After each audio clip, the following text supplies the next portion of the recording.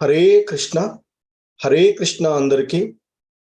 18 రోజులలో భగవద్గీత అవగాహనము అనేటువంటి ఈ కార్యక్రమానికి ఇస్కాన్ శ్రీ శ్రీ రాధా గోవింద ఆలయము మంగళూరు కర్ణాటక తరపున మీ అందరికీ కూడా స్వాగతం తెలియజేస్తూ ఉన్నాము. ఇది 18 రోజులలో భగవద్గీత అవగాహనము అనేటువంటి కార్యక్రమము. ఈ కార్యక్రమంలో మీకు 18 రోజులలో రోజుకొక అధ్యాయం చొప్పున భగవద్గీత పరిచయం చేయడం జరుగుతుంది. భగవద్గీతను గురించి కొంత అవగాహన ఏర్పరచడం జరుగుతుంది.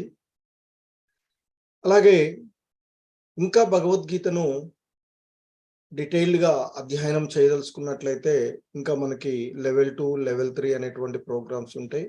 వాటి ద్వారా చూడొచ్చు. బట్ ఇక్కడ ఉండేటువంటి ఈ 18 రోజులలో భగవద్గీత 18 రోజుకొక అధ్యాయం చొప్పున 18 అధ్యాయాలకు సంబంధించినటువంటి పరిచయం జరుగుతుంది. ఇస్కాన్ వ్యవస్థాపక ఆచార్యులైనటువంటి శ్రీల ప్రభుపాదుల వారి యొక్క బోధనల ఆధారంగా ఉంటుంది.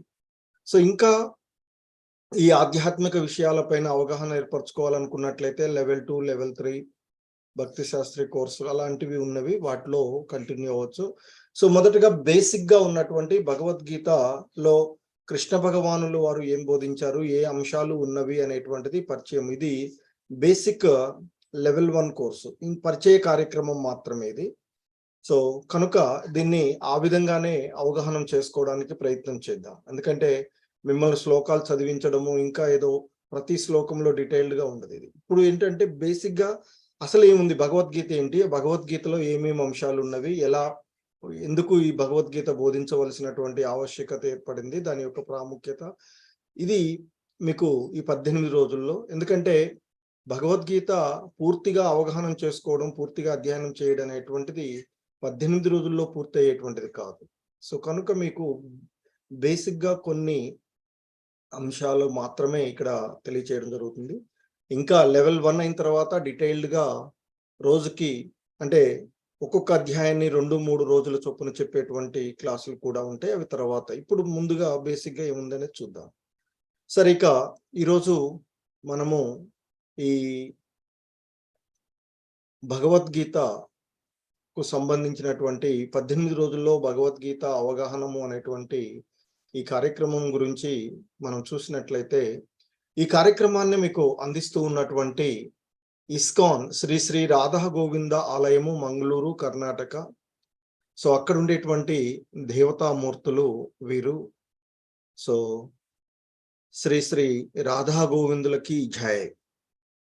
అలాగే ఈరోజు ఈ మొదటి క్లాస్లో మీకు కొంత ఈ ఇస్కాన్ అంటే ఏమిటి, ఏ ఉద్దేశంతో ఇస్కాన్ స్థాపించబడింది, ఇస్కాన్ ఎవరు స్థాపించారు, ఎవరు అనేటువంటిది, ఆ ఇస్కాన్ వ్యవస్థాపక ఆచార్యుల గురించినటువంటి కొంత పరిచయము, అలాగే భగవద్గీతకు సంబంధించినటువంటి పరిచయం ఉంటుంది. అలాగే ముఖ్యంగా ఈ కోర్సులో మీరు అటెండ్ అయ్యేటువంటి వాళ్ళు రోజు కూడా టైంకి రండి.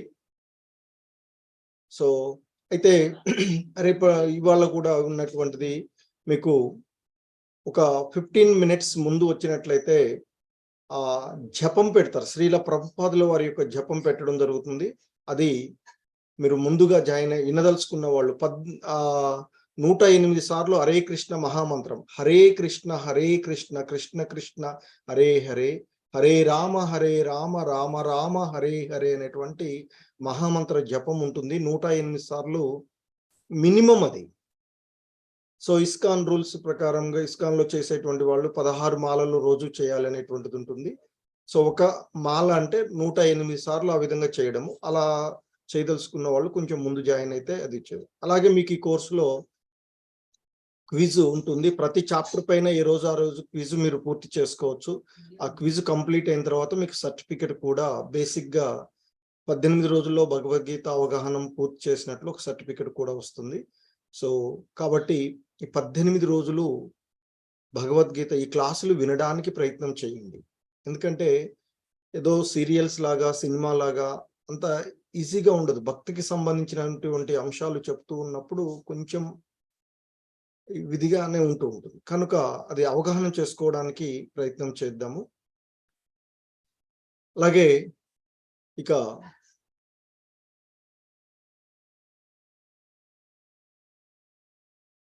మనము ఈరోజు ముందుగా ఇస్కాన్ అనేటువంటి ఈ అంశం పదం ఏదైతే ఉందో దీన్ని చూసినట్లయితే ఇందులో ఉన్నటువంటి అక్షరాలు ISKCON. ఐ అనేటువంటిది ఇక్కడ ఇంటర్నేషనల్, ఎస్ అంటే సొసైటీ, కే అంటే Krishna, CON consciousness, international society for Krishna consciousness, అంతర్జాతీయ కృష్ణ చైతన్య సంఘము ఇది. సో ఈ అంతర్జాతీయ కృష్ణ చైతన్య సంఘము 1966 జూలైలో యుఎస్ఏలో స్థాపించబడినటువంటి సంస్థ. మనం ఈరోజు ఇక్కడ మీకు పరిచయం కార్యక్రమం జరుగుతున్నటువంటి భగవద్గీత యథాతథము, ఇది ఏదైతే ఉందో ఇది ఇస్కాన్ వ్యవస్థాపక ఆచార్యులైనటువంటి శ్రీల ప్రభుపాదుల వారు. వీరు అంతర్జాతీయ కృష్ణ చైతన్య సంఘం సంస్థాపక ఆచార్యులైనటువంటి పరమ పూజ్య శ్రీ ఏసి భక్తివేదాంత స్వామి ప్రభుపాదుల వారు వీరు. సో వీరి యొక్క బోధనల ఆధారంగానే ఈ భగవద్గీత యథాతథం, ఇస్కాన్ భగవద్గీత మాత్రమే భగవద్గీత యథాతథము అని ఉంటుంది మిగతా వాటితో. ఎందుకంటే ఆ జగద్గురు అయినటువంటి కృష్ణ భగవానుడు ఏ ఉద్దేశంతో భగవద్గీతను బోధించాడో ఆ ఉద్దేశము గురు శిష్య పరంపర ద్వారా మనకి అందిస్తూ ఉన్నటువంటి అంశము. సో కనుకనే ఇస్కాన్ భగవద్గీత మాత్రమే ధైర్యంగా యథాతథము అని చెప్పబడుతూ ఉన్నట్టు. అంటే ఆ భగవంతుడు ఏ ఉద్దేశంతో భగవద్గీతను బోధించాడో ఆ ఉద్దేశాన్ని మిస్ అవ్వకుండా అదే సిద్ధాంతాన్ని బోధిస్తూ ఉన్నటువంటిది ఇస్కాన్ శ్రీల ప్రభుపాదుల వారి యొక్క భగవద్గీత. సో ఆ అంశాలను మాత్రమే మీకు ఇక్కడ మేము చదివి వినిపించడానికి, బోధించడానికి, అంటే ఆ శ్రీల ప్రభుపాదుల వారు ఏం బోధించారో వాటినే మీకు చెప్పడానికి ప్రయత్నం చేస్తూ ఉన్నాము. ఇక ఈ శ్రీల ప్రభుపాదుల వారు చూసినట్లయితే వీరు పశ్చిమ బెంగాల్లోని కలకత్తా నగరంలో జన్మించినటువంటి వారు. ఇక వీరి యొక్క ఆధ్యాత్మిక గురువు శ్రీల భక్తి సిద్ధాంత సరస్వతి గోస్వాముల వారు అప్పటికే ఈ భక్తి విధానంలో 64 గౌడీయ మఠాలను స్థాపించి భారతదేశంలో భక్తిని విస్తృతంగా ప్రచారం చేస్తూ ఉన్నటువంటి ఆచార్యులలో ప్రముఖులు వారు. వారిని మొదటిసారిగా 1922లో వీరు కలవడం జరుగుతుంది. సో ఆ సందర్భంలోనే వారు భక్తి సిద్ధాంత సరస్వతుల వారు శ్రీల ప్రభుపాదుల వారికి చెప్తారు, ఈ ఆధ్యాత్మిక విషయాలను ముఖ్యంగా ఇంగ్లీష్ మాట్లాడేటువంటి ఆ ప్రజలకు మన యొక్క ఈ భగవద్గీత, భాగవతము వంటి ఆధ్యాత్మిక అంశాలను ఎందుకు మీరు మీలాంటి యువకులు బోధించకూడదు అని అడుగుతారు. సో ఆ విధంగా వారి యొక్క అంటే వీరు భక్తి సిద్ధాంత సరస్వతుల వారిని గురువుగా స్వీకరించడము. ఇక ఆ తర్వాత ఆ భగవద్గీత, భాగవతము వీటిపైన వారు అధ్యయనం చేయడం జరుగుతూ ఇక 1965వ సంవత్సరంలో తన గురువు గారి యొక్క ఆజ్ఞ మేరకు, అంటే భక్తి సిద్ధాంత సరస్వతుల వారి యొక్క ఆజ్ఞ మేరకు ఒక సాధారణమైనటువంటి సరుకులను రవాణా చేసేటువంటి ఒక ఓడలో వారు భారతదేశం నుండి అమెరికా సంయుక్త రాష్ట్రాలకు చేరుకోవడము. 65లో వెళ్తారు అక్కడికి. ఆ తర్వాత జూలై 1966లో అమెరికా సంయుక్త రాష్ట్రాల్లో చాలా కష్టం మీద ఇస్కాన్ అంతర్జాతీయ కృష్ణ చైతన్య సంఘాన్ని స్థాపిస్తారు. ఆ తర్వాత అది ప్రపంచవ్యాప్తంగా వారు చాలా అనతి కాలంలోనే ఆ కృష్ణ తత్వాన్ని భగవద్గీత, భాగవతము, చైతన్య చరితామృతం వంటి ఆ అంశాలను వారు ప్రపంచవ్యాప్తంగా బోధించడము, ప్రపంచవ్యాప్తంగా ఇస్కాన్ మందిరాలను నిర్మించడము, సో ఆశ్రమాలు ఏర్పాటు చేయడము, ప్రపంచవ్యాప్తంగా వారు 100కు పైగా సంస్థలను, ఇస్కాన్ సంస్థలను స్థాపించి వారి యొక్క గురువు గారి కృష్ణ చైతన్యాన్ని, కృష్ణ భక్తి తత్వాన్ని, ఎందుకంటే మానవ జన్మ యొక్క ముఖ్య ఉద్దేశము ఆ భగవంతుని సేవించడము. మరి అటువంటి ఆ భక్తి అందరికీ అందాలి అనేటువంటి ఉద్దేశంతో ఇస్కాన్ అంటే కృష్ణ చైతన్యాన్ని మానవాళికి పరిచయం చేయడానికి స్థాపించబడినటువంటి సంస్థే ఇస్కాన్ సంస్థ. సో మరి ఆ ఇస్కాన్ సంస్థాపక ఆచార్యులైనటువంటి శ్రీల ప్రభుపాదుల వారి యొక్క బోధనల ఆధారంగా మనం భగవద్గీత చూస్తూ ఉన్నాము. అలాగే భగవద్గీత ఇక పరిచయం చూసినట్లయితే శ్రీల వ్యాసుల వారు రచించినటువంటి మహాభారత ఇతిహాసంలోని 6వదైనటువంటి భీష్మ పర్వంలో 25వ అధ్యాయం నుండి 42వ అధ్యాయం వరకు మొత్తం 18 అధ్యాయాలు భగవద్గీత. అంటే ఇది భగవద్గీత మహాభారత ఇతిహాసంలోని ఆ పంచమ వేదంగా చెప్పబడేటువంటి మహాభారత ఇతిహాసంలోని ఒక అంతర్భాగంగా ఉన్నటువంటి మహాభారతం 18 పర్వాలు ఉంటాయి. అందులో 6వది భీష్మ పర్వం. ఆ భీష్మ పర్వంలో కూడా అనేక అధ్యాయాలు ఉంటే వాటిలో 25వ అధ్యాయం నుండి 42వ అధ్యాయం వరకు ఉన్నటువంటి ఆ అధ్యాయాలే సపరేట్ గా భగవద్గీతగా మనం చూస్తూ ఉన్నటువంటిది. అలాగే ఈ భగవద్గీత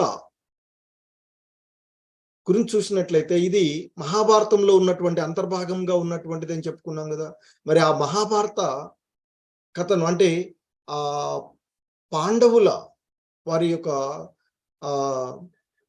అంటే పరీక్షిత్ మహారాజు కుమారుడైన పాండవుల యొక్క మునిమనవల్లో ఉన్నటువంటి వారు వాళ్ళ ఈ తన పూర్వీకుల యొక్క చరిత్ర గురించి తెలుసుకోదలిసినప్పుడు ఆ వ్యాసుల వారి యొక్క శిష్యుడైనటువంటి వైశంపాయన ముని ద్వారా ఈ కథ చెప్పబడుతూ ఉంది. అంటే జనమేజయ మహారాజుకి ఇది వినిపిస్తూ ఉన్నటువంటి సందర్భంగా మహాభారతం స్టార్ట్ అవుతుంది. అలాగే భగవద్గీత ఏమో ధృతరాష్ట్రుడు విచారణ ద్వారా, ధృతరాష్ట్రుడు అతని యొక్క వ్యక్తిగత కార్యదర్శి అయినటువంటి సంజీవుని యొక్క విచారణ ద్వారా భగవద్గీత ప్రారంభమవుతుంది. మరి భగవద్గీత మనకి ఉపనిషత్తులు ఉన్నటువంటి, మరి ఆ ఉపనిషత్తులలో రత్నాల వంటి ముఖ్యమైనటువంటి అతి ముఖ్యమైనటువంటి శ్లోకాలు అన్ని కలిపి వాటి యొక్క సారంగా ఉన్నటువంటి రత్నాలన్నీ కూడా పొదగబడినటువంటిదిగా ఈ భగవద్గీత ఉంటుంది. సో అందుకే ఇది గీతోపనిషత్తుగాను ఉపనిషత్తుల యొక్క సారంగా భగవద్గీత ఉన్నటువంటి అంశం. మరి భగవద్గీత మనకి 3 ముఖ్యమైనటువంటి అంశాలను బోధిస్తూ ఉన్నది. అవే అంటే 3 కాండలు అని కూడా చెప్తారు.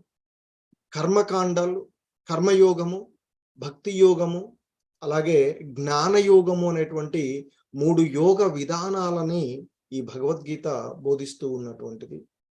అలాగే ఈ కృష్ణ ద్వైపాయనులైనటువంటి వ్యాసుల వారు మహాభారత గ్రంథంలో ఉంచినటువంటి భగవద్గీతలో శ్రీకృష్ణార్జునుల సంవాదంగా 700 శ్లోకాలు ఉన్నటువంటిది భగవద్గీత. అంటే మొత్తము 18 అధ్యాయాలు. ఈ 18 అధ్యాయాలు 3 కాండలు, 3 లేదా యోగాలుగా ఉండేటువంటివి. కర్మయోగము, ప్రతి అధ్యాయాన్ని కూడా యోగము అని పిలుస్తాము. సో మొదటి 6 అధ్యాయాలు కర్మ యోగ షట్కాలుగాను, మధ్యలో ఉన్నటువంటి 6 అధ్యాయాలు భక్తి షట్కాలుగాను లేదా భక్తి కాండాలుగాను, అలాగే చివరి 6 అధ్యాయాలు జ్ఞాన యోగంగాను, జ్ఞాన షట్కాలుగా చెప్పబడేది. ఈ 700 శ్లోకాలలో ఒకే ఒక్క శ్లోకము ధృతరాష్ట్రుడు విచారించడం ద్వారా ప్రారంభమవుతుంది భగవద్గీత. ఆ తర్వాత దానికి సంజీవుడు చెప్తున్నటువంటి వివరణ 41 శ్లోకాలు. ఇక అర్జునుడు కృష్ణ భగవానుల వారిని తెలుసుకోవడానికి అడిగేటువంటి ప్రశ్నలు, ఆయనకున్నటువంటి సందేహాలు నివృత్తి కోసం అడిగేటువంటివి 84 శ్లోకాలు. మిగిలిన 574 శ్లోకాలు గీతాచార్యుడు బోధించినటువంటి బోధనలు. అలాగే ఇంతకుముందే చెప్పుకున్నాము భగవద్గీత మొత్తం 18 అధ్యాయాలు. ఒక్కొక్క అధ్యాయాన్ని యోగము అని, మొదటి 6 అధ్యాయాలు కర్మ షట్కాలు, అలాగే మధ్యలో ఉన్నటువంటివి భక్తి షట్కాలు, తర్వాత చివరికి ఉన్నటువంటి 6 అధ్యాయాలు. ఇవి మొత్తం 18 అధ్యాయాలు. సో, ఈ 18 అధ్యాయాలు 3 విభాగాలుగా ఉన్నటువంటివి. మొదటి 6 అధ్యాయాలు, 1వ అధ్యాయం నుండి 6వ అధ్యాయం వరకు కర్మ షట్కాలు అని, 7వ అధ్యాయం నుండి 12 వరకు భక్తి షట్కాలు అని, 13వ అధ్యాయం నుండి 18 వరకు ఈ జ్ఞాన షట్కాలు. అలాగే ఈ భగవద్గీత యొక్క మహాత్మ్యం మనం చూసినట్లయితే, సో భగవద్గీత గురించి మనం తెలుసుకునేటప్పుడు ఇక్కడ చెప్తూ ఉంటారు. పూర్వ ఆచార్యులు చెప్తూ ఉన్నటువంటి అంశాలు. భగవద్గీత ఉపదేశాలను జీవితంలో శ్రద్ధగా అనుసరించేటువంటి వాడు సమస్త దుఃఖాల నుండి, కేశాల నుండి, అంటే బాధల నుండి బయటపడతాడు. అంతేకాకుండా అతని యొక్క తదుపరి జన్మ ఆధ్యాత్మికమే అవుతుంది అని గీతా మహత్యమము చెప్తుంది అని చెప్తూ ఉన్నారు. అలాగే ఇక్కడ ఇంకా చెప్తున్నారు, భగవద్గీతను ఎవరైనా శ్రద్ధతోనూ సావధానంగా నిత్యము పఠిస్తారో వారు శ్రీకృష్ణుని అనుగ్రహం వలన వారిపై ఉన్నటువంటి పూర్వపు పాప ఫలములు, ఎందుకంటే ఈ మానవ జన్మ అనేటువంటిది, ఇక్కడ సృష్టిలో 84 లక్షల జీవజాతులు ఉంటాయి.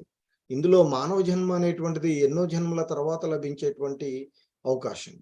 సో కాబట్టి ఆ జన్మలలో, గత జన్మలలో చేసుకున్నటువంటి ఆ పాప ప్రభావాలన్నిటినీ కూడా ఆ భగవంతుడు తొలగించి వేస్తారు అని చెప్తారు, భగవద్గీతను పఠించడం ద్వారా లేదా శ్రవణం చేయడం ద్వారా కలిగేటువంటి ఫలితం.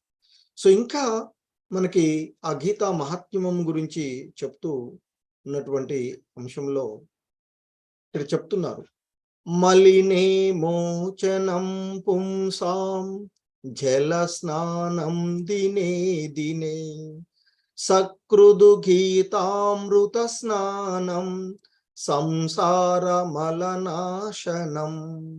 మనిషి ప్రతిరోజు స్నానం చేయడం ద్వారా తనను శుభ్రపరచుకోగలుగుతాడు, తనను తాను శుభ్రపరచుకోగలుగుతాడు. కానీ పవిత్రమైనటువంటి గీత గంగలో ఒక్కమారు స్నానం చేస్తే సంసార మాలిన్యమే పూర్తిగా తొలగిపోతుంది అని చెప్తున్నారు. అంటే మనము బాహ్యంగా ఉండేటువంటి ఈ దేహాన్ని శుద్ధిపరచుకోవడానికి మనము ప్రతిరోజు స్నానం చేస్తూ ఉంటాం. 2 సార్లు స్నానం చేయాలి అని చెప్తారు, చేస్తూ ఉంటాం.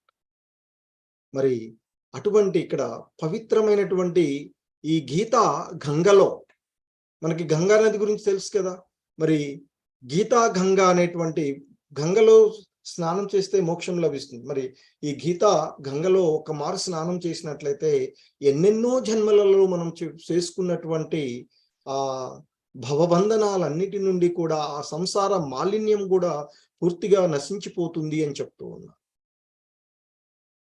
సో ఇంకా చెప్తున్నారు ఇక్కడ, గంగాజలము పానం చేసిన వాడు ముక్తిని పొందుతాడు. అయితే గీతా గంగామృతమును పానం చేసేవాడి గురించి వేరుగా చెప్పేదేంది? ఇక్కడ గంగాజలం, గంగా అనేటువంటిది అది భగవంతుని యొక్క పాదాల దగ్గర నుండి ఉత్పన్నమైనటువంటిది. మరి అటువంటి గంగ ఎంతో పవిత్రమైనదిగా చెప్తాం మనము. మరి అందులో స్నానం చేస్తే ముక్తులు పొందుతుంది అని అంటారు. మరి అటువంటప్పుడు ఆ భగవంతుడే, సాక్షాత్ భగవంతుడే బోధించినటువంటి బోధనలు అయినటువంటి గీత, భగవద్గీత, భగవంతుడు యొక్క బోధనలు, గీత బోధించినటువంటిది. మరి ఆ భగవద్గీత అనేటువంటి గంగా అమృతం, గంగా అమృతం అది. మరి అటువంటి దాన్ని పానం చేసేటువంటి వాడు నుంచి ఇంకా చెప్పేది ఏముంది అని చెప్తున్నారు. గంగాజలంలో స్నానం చేస్తేనే మనకి ఎంతో పుణ్యము, ముక్తి లభిస్తుందే. మరి అటువంటిది ఈ గంగామృతాన్ని, అంటే గీత, భగవద్గీతను పానం అధ్యయనం చేసే వారి గురించి ఇంకెంత ఫలాలు వస్తున్నాయో ఒకసారి ఆలోచించండి అని చెప్తున్నారు. భగవద్గీత అనేది మహాభారతంలోని దివ్యామృతము అని చెప్తున్నారు.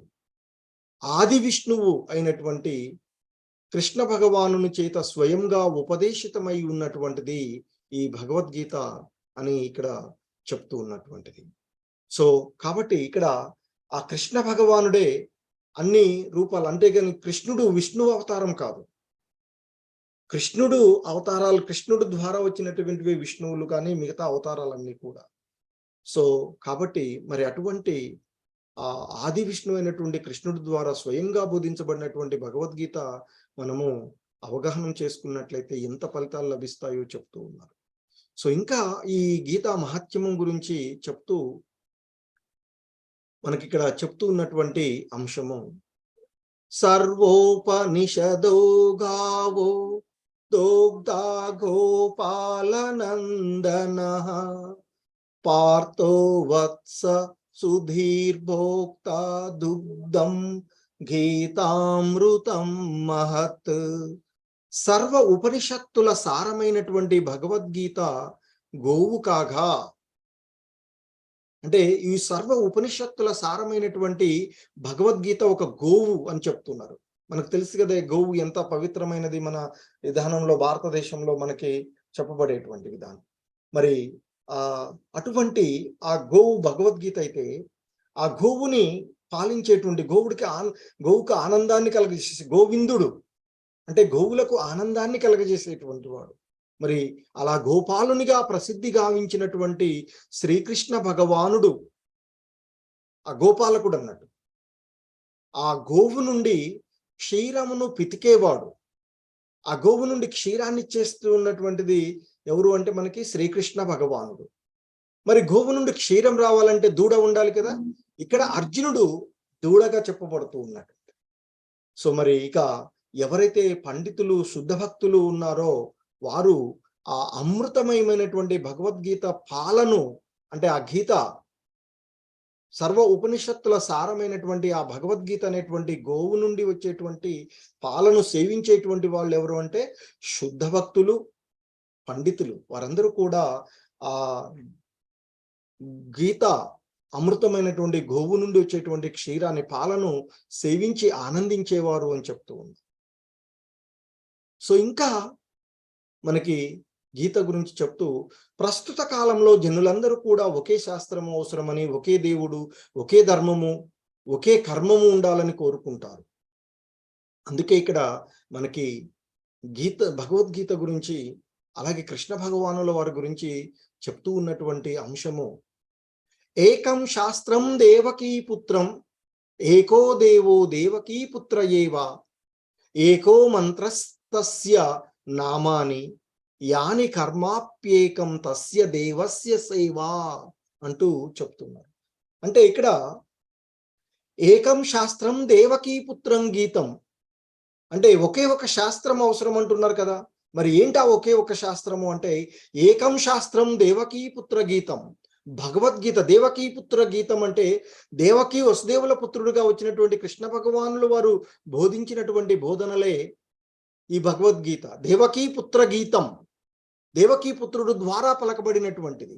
భగవద్గీత ఒక్కటే సమస్త ప్రపంచానికి సంబంధించినటువంటి ఈ మానవాళికి భగవద్గీత మన మానవ జీవన విధానానికి ఒక మాన్యువల్ లాంటిది అని చెప్తారు. సో కాబట్టి సమస్త ప్రపంచానికి సంబంధించినటువంటి కుల, మత, లింగ, వర్గ భేదం లేకుండా అన్ని మతాల వారు, అన్ని వయస్సుల వారు, అన్ని ప్రదేశాలలో ఉండేటువంటి వారు చదవదగినటువంటి, తెలుసుకోదగినటువంటి జ్ఞానం భగవద్గీత ద్వారా వస్తుంది. అలాగే ఏకో దేవో దేవకీ పుత్ర ఏవా, ఒకే ఒక్క దేవుడు, దేవాది దేవుడు, ఆ దేవకీ పుత్రుడు ఎవరు? శ్రీకృష్ణ భగవానుడు. సమస్త ప్రపంచానికి శ్రీకృష్ణ భగవానుడే ఒకే ఒక్క దేవుడు, అంటే దేవాది దేవుడు అంటే శ్రీకృష్ణ భగవానుడే. ఏకో మంత్ర తస్య నామాని యాని, మరి ఒకే ఒక్క మంత్రం అవసరం. ఏంటా మంత్రం అంటే ఆ భగవంతుని యొక్క నామము, ఆ కృష్ణ నామం, ఆ హరినామము. అదే హరే కృష్ణ కృష్ణ కృష్ణ హరే హరే, హరే రామ రామ రామ హరే హరే అనేటువంటి ఆ కృష్ణ నామమే ఏకైక మంత్రము. ఏకో మంత్ర తస్య నామాని యాని అని చెప్తున్నా. మరి ఆ ఒకే ఒక్క మంత్రము, ఆ మహామంత్రం కృష్ణ భగవానుల వారి యొక్క నామం ఈ కలియుగంలో మనకి, సత్యయుగంలో ధ్యానం చేయడము, త్రేతాయుగంలో యజ్ఞయాగాదులు, ద్వాపర యుగంలో అర్చనం చేయడము, మరి కలియుగంలో యుగ ధర్మంగా ఉన్నటువంటిది నామ సంకీర్తనం. ఆ భగవంతుడి యొక్క నామ సంకీర్తనం, హరినామ సంకీర్తనం. అదే హరే కృష్ణ కృష్ణ కృష్ణ హరే హరే, హరే రామ రామ రామ హరే హరే అంటూ ఆ భగవంతుని యొక్క నామాన్ని నిరంతరము స్మరించడం. ఇక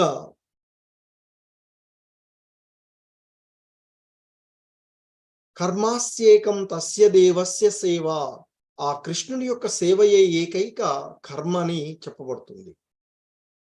ఇక భగవద్గీతలో మనము చూసేటువంటి అంశాల్లో, ఈ భగవద్గీతలో కృష్ణ భగవానుల వారు చెప్తూ ఉన్నటువంటి అంశాల్లో ఒక అంశం తీసుకున్నట్లయితే, నీవు ఈ దేహం కాదు, ఆత్మస్వరూపుడవు అనే దివ్యోపదేశంతో గీతా జ్ఞానము ప్రారంభమవుతుంది అని చెప్తున్నారు భగవద్గీత. అలాగే చివరికి భగవద్గీతలో చెప్పబడుతున్నటువంటి అంశం ఏంటంటే, అన్ని ధర్మాలను వదిలివేసి కేవలము నన్నే శరణ పొందు, నేను నిన్ను సకల పాపముల నుండి విముక్తి చేస్తాను, భయపడకుము అంటూ ఆ కృష్ణ భగవానుల వారి యొక్క చరమ ఉపదేశంతో భగవద్గీత ముగిస్తుంది. మరి అటువంటి ఆ భగవద్గీత అర్థమైనప్పుడు, సరిగా అవగాహన చేసుకున్నప్పుడు, ఆ భగవంతునితో దివ్యమైనటువంటి సంబంధాన్ని ఏర్పరచుకునేటువంటి పద్ధతిని ఈ శ్రీమద్ భాగవతము, అమల పురాణంగా చెప్పబడేటువంటి శ్రీమద్ భాగవతము బోధిస్తుంది, వివరిస్తుంది మనకి అని చెప్తారు. సో కనుక ప్రతి మానవులం కూడా మొదట భగవద్గీత, ఆ తర్వాత శ్రీమద్ భాగవతాన్ని చదివి అందులో ఉన్నటువంటి అంశాలను తెలుసుకోవాలి, వినాలి అని చెప్తూ ఉంది. సో అలాగే మనకు భగవద్గీత 5 ముఖ్యమైనటువంటి అంశాలను బోధిస్తుంది. ఈశ్వర తత్వం అంటే ఆ దేవాది దేవుడైనటువంటి భగవంతుని గురించి, జీవతత్వము అంటే పరమాత్మ, ఇక్కడ ఈశ్వర అంటే పరమాత్మ, జీవ అంటే ఆత్మను గురించి, ఇక అన్నింటినీ నియంత్రించేటువంటి కాలము గురించి, అలాగే ఈ భౌతికమైనటువంటి ప్రకృతి, ఈ ప్రకృతిలోనికి వచ్చిన తర్వాత మనం ఆచరించేటువంటి కర్మలు అనేటువంటి 5 అంశాలను, 5 ముఖ్యమైనటువంటి అంశాలను భగవద్గీత మనకి వివరిస్తుంది, తెలియచేస్తుంది. భగవద్గీతలో 64 కళలు కూడా ఉన్నటువంటి అంశమే. కాకపోతే ఇందులో ముఖ్యంగా మనము 5 అంశాలనేది మనకి వివరణ ఇస్తూ ఉంటుంది. సో అదే భగవంతుని తత్వాన్ని, ఆత్మతత్వాన్ని, జీవతత్వం, అలాగే అన్నింటినీ నియంత్రించేటువంటి కాలాన్ని గురించి, ఈ భౌతికమైనటువంటి ప్రకృతి, అలాగే ఈ ప్రకృతిలో మనం ఆచరించేటువంటి కర్మల గురించి. సో ఇది భగవద్గీతకు సంబంధించినటువంటి అంశము. సో ఇక ఈరోజు ఒరిజినల్గా మనము 18 రోజులలో భగవద్గీత అవగాహనము అనేటువంటి ఈ అంశాన్ని తీసుకున్నట్లయితే, సో దీనిలో ఈరోజు మనము ప్రథమ అధ్యాయమైనటువంటి అర్జున విషాద యోగము, దీనినే కురుక్షేత్ర రణరంగమున సైనిక పరిశీలనము అనేటువంటి అధ్యాయం, ఇది మనం చూడబోతూ ఉన్నటువంటిది. సో మొదటి రోజు ఈ కురుక్షేత్ర రణరంగంలో సైనిక పరిశీలనము అనేటువంటి ఈ అధ్యాయాన్ని మనము అవగాహన చేసుకోవడానికి ప్రయత్నం. మొత్తం 18 అధ్యాయాలు అని చెప్పాము. మొదటి అధ్యాయము ఆ భగవంతుడి యొక్క బోధనలకు బేసిక్ ఆధారమైనటువంటి అంశం, భగవద్గీత బోధన కావలసినటువంటి ఇది. అందుకే దీన్ని ఇక్కడ ఎందుకు భగవంతుడు, కృష్ణ భగవానుడు అర్జునుడికి భగవద్గీత బోధించవలసి వచ్చింది అనేటువంటి అంశాన్ని ఇక్కడ మనము, ఈ అధ్యాయము బేసిక్ అవుతుంది భగవద్గీత బోధనలకి, మొదటి అధ్యాయం. సో ఈరోజు ఈ భగవద్గీత మొదటి అధ్యాయాన్ని మనం ప్రారంభించుకునే ముందుగా ప్రార్థన, ముందుగా గురు ప్రణామం. ఓం అజ్ఞానతిమిరాంధస్య జ్ఞానాంజనశలాకయా చక్షుర్మిలితం యేన తస్మై శ్రీ గురవే నమః. శ్రీచైతన్య మనోభీష్టం స్థాపితం యేన భూతలే స్వయం రూపః కదా మహ్యం దదాతి స్వపదాంతికం. మంగళాచరణం.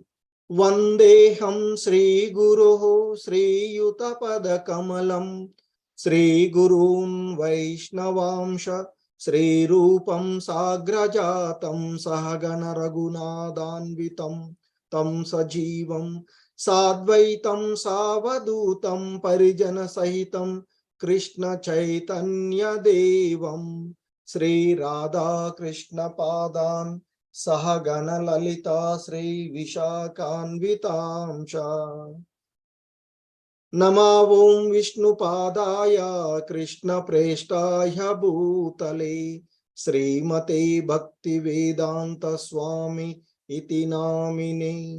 నమస్తే సారస్వతీ దేవే గౌరవాణి ప్రచారిణే నిర్విశేష శూన్యవాది పాశ్చాత్య దేశతారిణే. హే కృష్ణ కరుణా సింధు దీనబంధో జగత్పతే గోపేశ గోపికా కాంత రాధాకాంత నమోస్తుతే. తప్త కాంచన గౌరాంగీ రాధే బృందావనేశ్వరి వృషభానుసుతే దేవి ప్రణమామి హరిప్రియే. వాంఛాకల్పతరుభ్యశ్చ కృపా సింధుభ్య ఏవ చ పతితానాం పావనేభ్యో వైష్ణవేభ్యో నమో నమః. జయ శ్రీ కృష్ణ చైతన్య ప్రభు నిత్యానంద శ్రీ అద్వైత గదాధర శ్రీవాసాది గౌర భక్త బృంద. హరే కృష్ణ. సో ఇది మహామంత్రము. ఇది అందరూ కూడా దయచేసి 108 సార్లు చెప్పడానికి రోజు ప్రయత్నం చేయండి. సో మనలో ఉండేటువంటి హృదయంలో ఎన్నెన్నో జన్మల నుండి పేరు ఉన్నటువంటి ఆ హృదయంలో ఏర్పడినటువంటి ఆ ధూళిని అంటే ఆ మాలిన్యాన్ని అంతటినీ కూడా తొలగివేసి ఇచ్చేటువంటి ఇది మనకి కలగజేసే మార్గాన్ని తెలియచేస్తుంది. హరే కృష్ణ కృష్ణ కృష్ణ హరే హరే హరే రామ రామ రామ హరే హరే. హరే కృష్ణ. సో ఇంతకుముందు చెప్పుకున్నట్లుగా భగవద్గీత ఆ ధృతరాష్ట్రుడి యొక్క విచారణ ద్వారా మొదలవుతుంది. సో ఈ మహాభారతం గురించి కొంత అందరికీ తెలిసినటువంటిదే. మహాభారతములో ఆ కురు వంశానికి చెందినటువంటి ఆ కురు వంశంలో ఉన్నటువంటి ఇద్దరు అన్నదమ్ములు, ఒకరు ధృతరాష్ట్రుడు, ఇంకొక ఆయన పాండు. సో అయితే ధృతరాష్ట్రుడు పెద్దవాడు, పాండు చిన్నవాడు. అయితే ఈ ధృతరాష్ట్రుడు పుట్టుగుడ్డువాడుగా ఉండడం వల్ల అతనికి ఆ రాజ్యాన్ని పరిపాలించేటువంటి, ఎందుకంటే రాజుగా ఉండేటువంటి వాడు ఆ రాజ్య పరిపాలన చేయాలంటే అందరికి దృష్టి సక్రమంగా ఉండాలి కనుక అతనికి ఆ రాజు అయ్యేటువంటి అర్హత అతడు కోల్పోతాడు. చిన్నవాడైనటువంటి పాండుకి ఆ రాజ్యాన్ని శాస్త్రోక్తంగా ఇవ్వడం జరుగుతుంది. అప్పుడు అయితే యుక్త వయసులోనే పాండురాజు మరణించడం జరుగుతుంది. అప్పటికి ధృతరాష్ట్రుడికి 9 కుమారులు, దుర్యోధన దుశ్శాసనాదులు.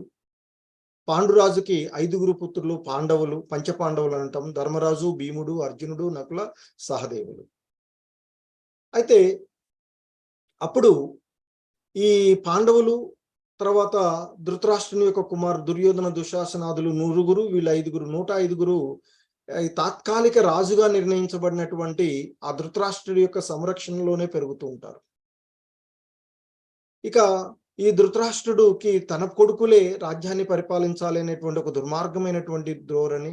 అలాగే దుర్యోధనుడు, దుశ్శాసనాదులకి ఎప్పుడు కూడా పాండవుల పైన విపరీతమైన కోపం. సో ఆ విధంగా వారిని ఎప్పుడు ఇబ్బందులు గురి చేస్తూ ఉంటారు. అయితే ఇక వారిని చివరికి దుర్యోధనుడు మాయాజూదం ద్వారా వారి రాజ్యాన్ని, ఆస్తులను, చివరికి ద్రౌపది మాతను కూడా అవమానపరిచి అరణ్యవాసము, అజ్ఞాతవాసం చేయడం జరుగుతూ ఉంటుంది. చేసి వచ్చిన తర్వాత వారి రాజ్యం వారికి ఇవ్వాలి, కానీ ఇవ్వరు. చివరికి కృష్ణ భగవానుడు సంధికి వెళ్ళి ఆ 5కి 5 ఊర్లన్నా ఇవ్వమని అడుగుతాడు. అది కూడా ఇవ్వనని నిరాకరించి ఆ దుర్యోధనుడు ముఖ్యంగా సూది మనం మోపినటువంటి ప్రదేశాన్ని కూడా నేను ఇవ్వను పాండవులకు అని అనడం వల్ల అనివార్యంగా మహాభారత యుద్ధం ప్రారంభమవుతుంది. ఆ యుద్ధ ప్రారంభ సమయంలో ధృతరాష్ట్రుడు, అంతఃపురంలో ఉన్నటువంటి ధృతరాష్ట్రుడు తన యొక్క వ్యక్తిగత కార్యదర్శి అయినటువంటి సంజయుడిని అడుగుతూ ఉంటాడు. ఈ విధంగా ధృతరాష్ట్రుడు అంటున్నాడు, ధర్మక్షేత్రే కురుక్షేత్రే సమవేత యుయుత్సవః మామకా పాండవా చైవ కిమకుర్వత సంజయ. ఆ ధృతరాష్ట్రుడు అడుగుతున్నాడు సంజయుడిని, తన యొక్క వ్యక్తిగత కార్యదర్శి రథసారథి అయినటువంటి సంజయుడిని అడుగుతున్నాడు ఏమని, ధర్మక్షేత్రమైనటువంటి కురుక్షేత్రమునందు నా తనయులు మామకా పాండవాచైవ, అంటే పాండురాజు యొక్క తనయులు యుద్ధము చేయగోరు వారై సమకూడిన పిమ్మట ఏమి చేశారు సంజయ అని అడుగుతున్నాడు ధృతరాష్ట్రుడు. సో మరి అక్కడ యుద్ధము అనివార్యమైనటువంటి పరిస్థితులలో యుద్ధం చేయడానికి ఆ కురుక్షేత్రము అనేటువంటి ప్రదేశంలో వారు యుద్ధానికి సన్నద్ధమవుతారు అందరూ కూడా. మరి అయినటువంటి వాళ్ళు ఏం చేస్తున్నారు అని అడుగుతున్నాడు. అప్పుడు సంజయుడికి డౌట్ వస్తుంది, రాజా ఎందుకు ఈ విధంగా అడుగుతున్నారు అంటే, ఏం లేదు, ఆ కురుక్షేత్రము అనేటువంటిది ధర్మానికి నిలయమైనటువంటి ప్రదేశం కదా, మరి ఆ ప్రదేశంలోనికి వచ్చినటువంటి వాళ్ళు ఆ స్థల ప్రభావం వలన ఎటువంటి దుర్మార్గులైనా ఎటువంటి అధార్మికులైనా ధార్మికులుగా మారిపోతారట. సో మరి ఆ ధృతరాష్ట్రుడి యొక్క పుత్రులు దుర్యోధన దుశ్శాసనాదులు దుర్మార్గులే, అయినా అక్కడికి వచ్చినటువంటి ఆ స్థల ప్రభావం వలన ఏవైనా మంచిగా మారి సంధి చేసుకున్నారేమో, సంధి చేసుకుంటే బాగుంటుందేమో అని బయటికి ఆ విధంగా అంటాడు. కానీ అంతర్గతంగా ధృతరాష్ట్రుడికి సంధి జరగడం ఇష్టం ఉండదు. ఎందుకంటే అపజయమంటూ ఎరగని భీష్ముడు, ద్రోణాచార్యులు కౌరవుల వైపు యుద్ధం చేయడానికి ఉన్నారు కాబట్టి వారు ఉన్న వైపు ఖచ్చితంగా విజయం జరుగుతుంది. కాబట్టి ఆ యుద్ధం జరగాలనే కోరుకుంటుంటాడు మనసులో, కానీ బయటకు మాత్రం సో ఏం చేస్తున్నారు వాళ్ళు, ఒకవేళ ఆ స్థల ప్రభావం వల్ల సంధి జరుగుతుందా అని అడుగుతారు. ఇంకా ధర్మక్షేత్రం అనేటువంటి పదం ఇక్కడ ధర్మానికి నిలయమైనటువంటి ప్రదేశంగా కురుక్షేత్రం చెప్పబడుతుంది. ఎందుకంటే అది ఆ ప్రదేశంలో పూర్వకాలం దేవతలు వంటి వాళ్ళు అక్కడికి వచ్చి యజ్ఞయాగాదులు చేసేవాళ్ళు. మరి అటువంటి పవిత్రమైనటువంటి స్థలం అది. సో తీర్థస్థలం అది. ఆ స్థల ప్రభావం వల్ల, అలాగే దాన్ని ఏమంటున్నాడు, ధర్మక్షేత్రం. క్షేత్రము అంటే పొలం. మరి పొలంలో ఏముంటుంది, పొలానికి రైతు ఉంటాడు, పంట ఉంటుంది, ఆ పంటతో పాటు కలుపు మొక్కలు ఉంటాయి. సో మరి ఇక్కడ ఈ ధర్మక్షేత్రంలో రైతు ఎవరంటే కృష్ణ భగవానుడు. ఆ భయం కూడా ఉంది ఇక్కడ ధృతరాష్ట్రుడికి. ఎందుకంటే పాండవుల వైపున కృష్ణ భగవానుడు యుద్ధం చేయడానికి ఉన్నాడు, అంటే వారి వైపున ఉన్నాడు యుద్ధంలో, యుద్ధం చేయకపోయినా ఆ అర్జునుడికి రథసారథిగా ఉన్నాడు. మరి అందుకే ఇక్కడ రైతు ఆ నీళ్లు పెట్టి పొలాన్ని గట్లు చేసి వ్యవసాయాన్ని పండించేటువంటి ఎవరు ఇక్కడ కృష్ణ భగవానుడు. పంట ఎవరు అంటే పాండవులు. ధర్మం వైపు ఉన్నారు, ధర్మక్షేత్రం కదా, ధర్మం ఎవరి వైపున ఉంది అంటే పాండవుల వైపున. కాబట్టి మరి అధర్మములు ఎవరు అంటే కౌరవులు. అంటే ఇక్కడ కలుపు మొక్కలు ఎవరు అంటే దుర్యోధన దుశ్శాసనాదులు కౌరవులు. సో కాబట్టి ఆ కృష్ణుడు అనేటువంటి రైతు ఆ ధర్మక్షేత్రంలో పొలంలో కలుపు మొక్కలుగా ఉన్న తన కుమారులను ఎలా వేరువేస్తాడు అనేటువంటి భయం కూడా ఉంది ఆయనకి. సో ఇక్కడ చూడండి, ఈ ఈ ధృతరాష్ట్రుడు అడిగిన విధానం కూడా మామకాహ పాండవాచైవ అని అడుగుతున్నాడు. అంటే మామక అంటే నా కుమారులు. మరి పాపం తండ్రి లేని పిల్లలు, తన తమ్ముడు కొడుకులు కదా వాళ్ళు ఉన్నారు, ఏం చేస్తున్నారయ్యా నా వాళ్ళు, నా తమ్ముడు కొడుకు, నా తమ్ముడు అని కూడా అడగలే. అడగకుండా ఏమంటున్నాడు, నా తనయులు మరియు పాండురాజు తనయులు అంటూ వేరు చేసి అడుగుతున్నాడు. ఆ పాండురాజు యొక్క కుమారులైనటువంటి పాండవులు అంటే వేరు చేశాడు ఇక్కడ. ఇద్దరు కూడా వాస్తవానికి ఇటు ధృతరాష్ట్రుడు పాండురాజు ఇద్దరు కూడా కురువంశస్థులు. కౌరవులు అంటే అందరూ, కానీ మామకా పాండవాచైవ అని అడిగాడు. నా కొడుకులు పాండురాజు కొడుకులు ఏం చేస్తున్నారు సంజయ్ అని అడిగాడు. ఇక సంజయుడు సమాధానాలు చెప్తూ ఇక్కడ మొదలవుతుంది. ఆ దుర్యోధనుడు సైనిక పరిశీలనని ఆయన 2వ శ్లోకం నుండి 11వ శ్లోకం వరకు చెప్తుంటాడు. సో ఆ విధంగా అడిగినటువంటి దానికి సంజయుడు సమాధానం చెప్తున్నాడు ఇక్కడ. సంజయ ఉవాచ దృష్ట్వా తు పాండవానీకం వ్యూఢం దుర్యోధనస్తదా ఆచార్యముపసంగమ్య రాజా వచనమబ్రవీత్. సో సంజయుడు చెప్తున్నాడు ఆ ధృతరాష్ట్రుడితో, ఓ రాజా, పాండుతనయుల చేత వ్యూహాత్మకంగా ఏర్పాటు చేయబడిన సైన్యమును గాంచిన పిమ్మట దుర్యోధనుడు తన గురువైనటువంటి ద్రోణాచార్యుడు చెంతకు చేరి ఈ విధంగా పలికాడయ్యా అని చెప్తున్నా. ఏమని పలికాడట? పశ్యైతాం పాండుపుత్రాణం ఆచార్య మహతీంచము వ్యూఢాం ద్రుపద పుత్రేణ తవ శిష్యేణ ధీమతా. సో దుర్యోధనుడు తన గురువైనటువంటి ద్రోణాచార్యుడి దగ్గరికి వెళ్ళి అంటున్నాడట, ఇట్లా చెప్తున్నాడు. సంజయుడు చెప్తున్నాడు ధృతరాష్ట్రుడితో. ఎవరు? దుర్యోధనుడు ద్రోణాచార్యుడితో అంటున్నాడట, ఓ గురువర్యా, ద్రోణాచార్యుడు ఇటు పాండవులకు కౌరవులకు గురువు, విద్యలు నేర్పినటువంటి వాడు. ఆయన దగ్గరికి వెళ్ళి దుర్యోధనుడు అంటున్నాడట, ఓ గురువర్యా, మీ ప్రియ శిష్యుడు అయినటువంటి ద్రుపద పుత్రుడు చేత అత్యంత వ్యూహాత్మకంగా నిలుపబడినటువంటి ఈ పాండవుల మహాసైన్యాన్ని ఒకసారి చూడవయ్యా. ఎందుకంటే ఎదుటి సైన్యంలో ఎవరెవరున్నారు ఏంటి అనేది చూస్తే వారితో ఎలా యుద్ధం చేయాలనేటువంటి తెలుస్తుంది అంటూ ఈ దుర్యోధనుడు తన గురువు దగ్గరికి వెళ్ళి ఈ విధంగా అంటున్నాడు. ఏమని? మీ ప్రియ శిష్యుడు. మరి నువ్వు ఇక్కడ మీ ప్రియ శిష్యుడు అని ప్రియ శిష్యుడి పేరు చెప్పట్లే. ఏమంటున్నాడు? ద్రుపద పుత్రుడు, ద్రుపదుడి యొక్క పుత్రుడు అంటున్నాడు. మరి ఎవరు ఆ ద్రుపద పుత్రుడు అంటే దృష్టద్యుమ్నుడు. ఆ దృష్టద్యుమ్నుడు పాండవుల యొక్క సైన్యాన్ని మొదట వ్యూహాత్మకంగా నిలిపినటువంటి వాడు దృష్టద్యుమ్నుడు. ఏంటి ఆ దృష్టద్యుమ్నుడు? ఎందుకు మరి ఈ ద్రుపద పుత్రుడు అనేటువంటి పదాన్ని దుర్యోధనుడు వాడాడంటే ఇక్కడ చెప్తారు ఆచార్యులు మనకి, ఈ ద్రోణాచార్యుడు ద్రుపదుడు ఇద్దరు కూడా బాల్య స్నేహితుడు. చిన్నప్పుడు ఇద్దరు గురుకులంలో ఉన్నప్పుడు, నీకు ఎప్పుడన్నా ఆపదలు ఉంటే నా దగ్గరికి రా. ద్రుపదుడేమో క్షత్రియుడు, ద్రోణుడేమో బ్రాహ్మణుడు. నీకేదైనా అవసరం, బ్రాహ్మణుడు ఎప్పుడు కూడా ఆచిస్తూ ఉంటుంటారు. కాబట్టి ద్రుపదుడు అంటాడట ద్రోణుడితో, నీకేదైనా ఇబ్బందులు అయితే నా దగ్గరికి రా అని.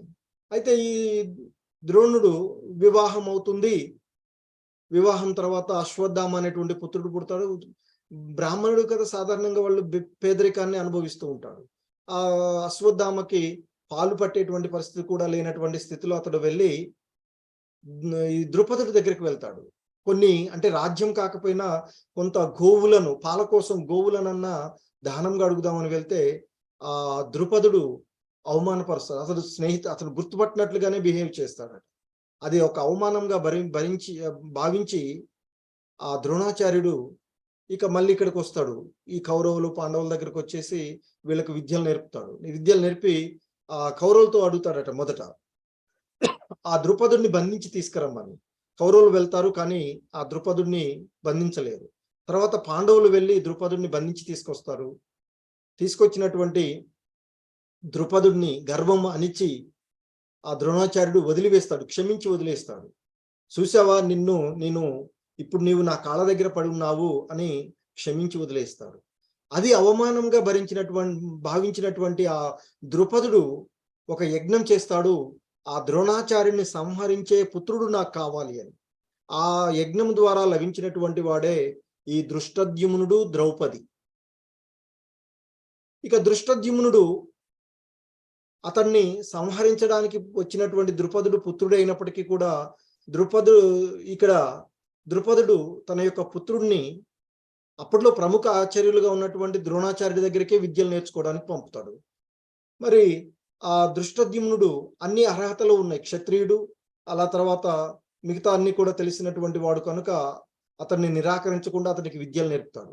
ద్రోణాచార్యుడు అన్ని విద్యలు నేర్పుతాడు, అతడు తనను సంహరించడానికి వచ్చినటువంటి వాడని తెలిసినప్పటికీ.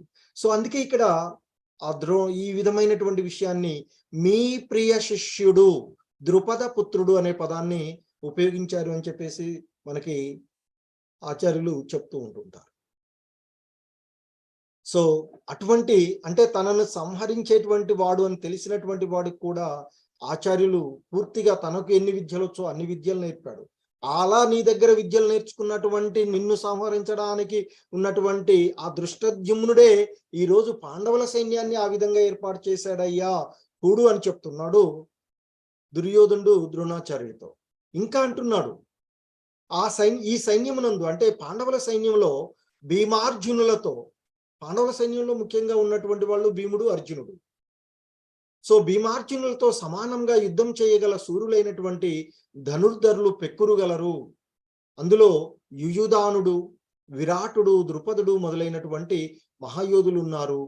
దుష్టకేతువు, చేకితాను, కాశీరాజు, పురజిత్తుడు, కుంతిభోజుడు, శైభ్యుడు వంటి శూరులైనటువంటి మహాయోధులు అందులో ఉన్నారు.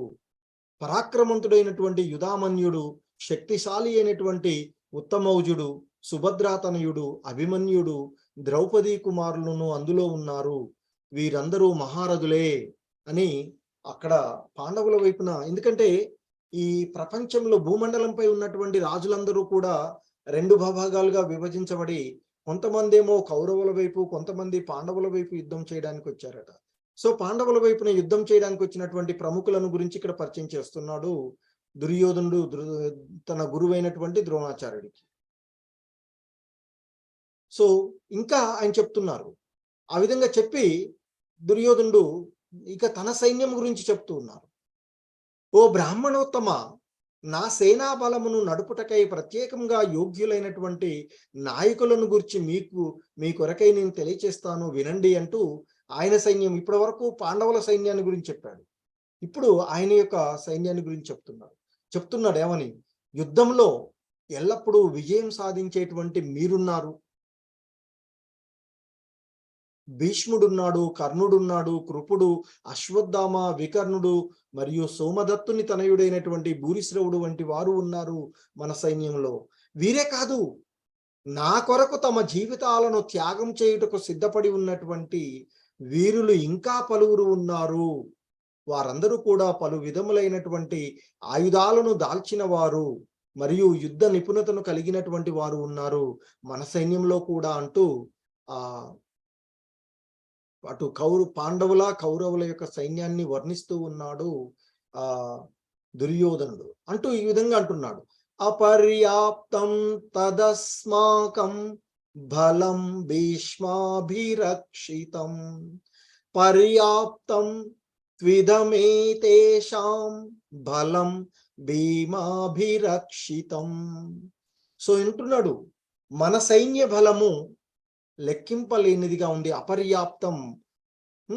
మనము పితామహుడైనటువంటి భీష్ముని చేత సంపూర్ణంగా రక్షింపబడుతున్నాము. బలం భీష్మాభిరక్షితం అంటున్నాడు, భీష్ముని చేత మనం రక్షింపబడుతున్నాం. మరి పర్యాప్తం త్విధమేతేషాం బలం భీమాభిరక్షితం. సో మరి పరిమితంగా ఉన్నటువంటి పాండవ సైన్యము ఆ భీముడి చేత జాగ్రత్తగా రక్షింపబడుతూ ఉన్నది అంటూ చెప్తూ ఉన్నారు. సో మొత్తము 18 అక్షౌహిణుల సైన్యము మహాభారత యుద్ధంలో పాల్గొన్నది అని చెప్తారు. అందులో పాండవుల తరపున 7 అక్షౌహిణుల సైన్యము, కౌరవుల తరపున 11 అక్షౌహిణుల సైన్యము. ఒక అక్షౌహిణి అంటే 21,870 రథాలు ఉంటాయని చెప్తారు. 21,870 ఏనుగుల పైన ఉండేటువంటి సైనికులు. ఆ తర్వాత ఏనుగు దళాలు, ఇక్కడ గజ రథాలు ఉంటారు. ఆ తర్వాత ఇక 65,610 గుర్రాలతో ఉండేటువంటి సైనికులు. ఇక 1,09,350 పతాతి దళాలు అంటే కాలినడకలో వచ్చేటువంటి సైనికులు ఉంటారు. ఇదంతా కలిస్తే ఒక అక్షౌహిణి అవుతుంది అని చెప్తారు. మరి ఇటువంటివి ఇక్కడ ఒక అక్షౌహిణి అంటే చూడండి ఇవి. సో మరి 18 అక్షౌహిణుల సైన్యము ఈ కురుక్షేత్ర యుద్ధంలో పాల్గొన్నది అని చెప్తారు. ఇంకా చెప్తున్నారు ఆయన, అయనేషు చ సర్వేషు యథాభాగమవస్థితాః భీష్మమేవాభిరక్షन्तు భవంతు సర్వ ఏవ హి. కావున కౌరవ సేనా నాయకులందరికీ నేను మీ అందరికీ ఆజ్ఞాపిస్తూ ఉన్నాను అంటూ కౌరవ సైనికులు చెప్తున్నాడు. మీ యొక్క వ్యూహాత్మక స్థానాలలో ఉండి ఆ భీష్ముడిని పరిరక్షిస్తూ ఆ భీష్మ పితామహుడికి పూర్తి సహకారము అందించవలసిందిగా నేను మిమ్మల్ని పిలుపునిస్తున్నాను అంటూ ఆ రాజుగా ఆయన అక్కడ వాళ్ళ సైన్యంలో ఉన్న వారికి ఆయన పిలుపునివ్వడం జరిగింది. ఆ విధంగా ఎప్పుడైతే దుర్యోధనుడు ఆ విధంగా అన్నాడో, ఇక తన మనుమడైనటువంటి దుర్యోధనుడికి సంతోషం కలిగించేలాగా ఆ భీష్మ పితామహుడు పెద్ద శంఖాన్ని పూరించారని చెప్తున్నారు. ఇక్కడ చెప్తున్నాడు సంజయుడు, తస్య సంజనయన్ హర్షం కురు వృద్ధ పితామహః సింహనాదం వినద్యోచ్చైః శంఖం దద్మౌ ప్రతాపవాన్. సో అప్పుడట కురువంశ మహాపరాక్రవంతుడు వృద్ధ పితామహుడు అయిన భీష్ముడు ద్రోణుడికి దుర్యోధనుడికి సంతోషం కలిగేలా సింహగర్జన వంటి ధ్వని కలుగునట్లుగా తన శంఖాన్ని పెద్ద శబ్దంతో పూరించాడట. ఎవరు? భీష్మ పితామహుడు. ఎలా అంటే సింహం గర్జిస్తే శబ్దం ఎలా వస్తుందో అలా శంఖాన్ని పూరించాడట. ఎప్పుడైతే ఆయన భీష్ముడు శంఖాన్ని పూరించాడో కౌరవుల వైపులో ఉన్నటువంటి మిగతా వాళ్ళంతా కూడా తత శంఖాచ బేర్యచ్చ పనవానక గోముఖాః సహసైవాభ్య హన్యంత సశబ్దస్తుములోభవత్. పిమ్మట శంఖాలు, వివిధమైన వాద్యాలు, బేరులు, శృంగములు అన్నీ కూడా ఒక్కసారిగా మ్రోగించబడ్డాయట కౌరవుల వైపు నుండి. ఆ సంఘటిత ధ్వని మిక్కిలి భీకరంగా ఉంది అని చెప్తూ ఉన్నాడు సంజయుడు ధృతరాష్ట్రుడితో. సో ఇంకా చెప్తున్నారు ఆయన. సో ఎప్పుడైతే కౌరవుల వైపు నుండి ఆ విధంగా శంఖనాదాలు పూరించబడ్డాయో, ఇక పాండవుల వైపు నుంచి కూడా చెప్తూ ఉన్నారు, తత శ్వేతైరహైర్యుక్తే మహతి స్యందనే స్థితౌ మాధవ పాండవచ్చైవ దివ్యౌ శంఖౌ ప్రదద్మతు. సో అప్పుడు ఎప్పుడైతే కౌరవుల వైపు నుండి శంఖనాదాలు ప్రారంభమయ్యాయో, అప్పుడు పాండవుల వైపు నుండి జరుగుతున్నది చెప్తున్నాడు మళ్ళీ సంజయుడు ధృతరాష్ట్రుడితో. తెల్లని గుర్రాలతో కూడిన మహారథంలో కూర్చున్నటువంటి శ్రీకృష్ణుడు మరియు పాండుకుమారుడైనటువంటి అర్జునుడు కూడా తమ యొక్క దివ్య శంఖాలను పూరించారయ్యా అంటూ చెప్తూ ఉన్నాడు. ఏమని? ఎలా? పాంచజన్యం హృషీకేశో దేవదత్తం ధనంజయః పౌండ్రం దద్మౌ మహాశంకం భీమ కర్మ హృకోదరః. సో ఇక్కడ శ్రీకృష్ణ భగవాను ఋషికేశుడు అని సంబోధిస్తూ ఉన్నాడు. అంటే ఆ ఇంద్రియాలన్నింటినీ కూడా ఆనందపరిచేటువంటి వాడు, ఇంద్రియాలను ఆధీనంలో ఉంచుకున్నటువంటి వాడు కృష్ణ భగవానుడు. మరి అటువంటి ఆ కృష్ణ భగవానుడు పాంచజన్యము అనేటువంటి శంఖాన్ని పూరించాడట. ఇక ఆ అర్జునుడేమో దేవదత్త అనేటువంటి శంఖాన్ని పూరించాడట. ఇక భీమ కర్మ హృకోదర అంటే గొప్పమైనటువంటి మహా కార్యాలు చేసేటువంటి బాగా భుజించేటువంటి వృకోదరుడు అని పిలుస్తారు ఆయన. అటువంటి ఆ భీముడు పౌండ్రము అనేటువంటి మహాశంఖాన్ని పూరించాడట. ఇక ఆ పాండవుల వైపు నుండి యుధిష్ఠరుడు అంటే ధర్మరాజు అనంత విజయము అనేటువంటి శంఖాన్ని పూరించాడట. నకులుడేమో సుఘోష అనేటువంటి శంఖాన్ని, సహదేవుడు మణిపుష్పక అనేటువంటి శంఖాన్ని. ఇంకా చెప్తున్నారు పాండవుల వైపున గొప్ప విలుకాడు అయినటువంటి కాశీరాజు, యోధుడైనటువంటి శిఖండి, దృష్టద్యుమ్నుడు, విరాటుడు, జయంపరానటువంటి సాత్యకి, ఎవరు కూడా జయించలేనటువంటి వాడు సాత్యకిని ఎవరు ఓడించలేనటువంటి అటువంటి సాత్యకి, ద్రుపదుడు, ద్రౌపదీ తనయులు, గొప్ప బాహువులు కలిగినటువంటి సుభద్రా తనయుడు అంటే అభిమన్యుడు, మున్నగు వీరులందరూ కూడా తమ తమ శంఖాలని పూరించారయ్యా అంటూ చెప్తూ ఉన్నారు. రే కృష్ణ.